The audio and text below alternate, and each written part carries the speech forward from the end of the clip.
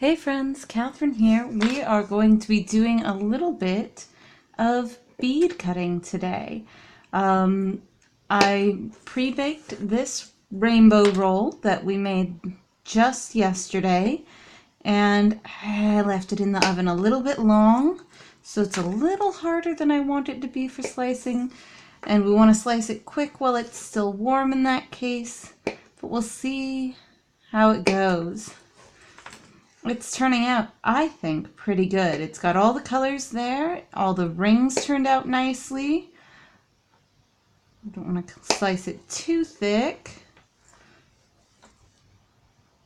But yeah, that is turning out very, very well. I like it quite a lot. All of you rainbow and unicorn lovers and everything out there should probably get on making these for yourselves because I think they are super cute. And they're sort of like a bullseye. That one kind of cracked apart there.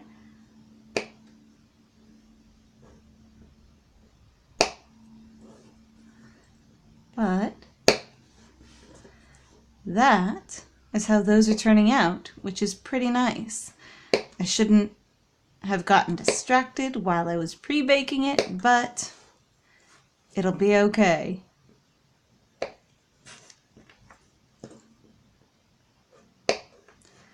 Goodness, there is a trick to that pre-baking it though. You've got to do it just the right amount of time. Go.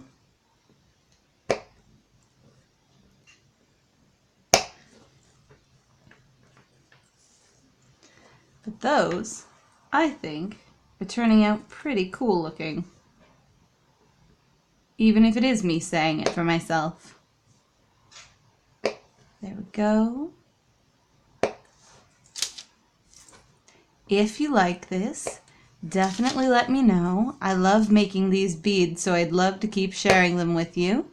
And I put up new videos every day, so there's always something new for you to come and see.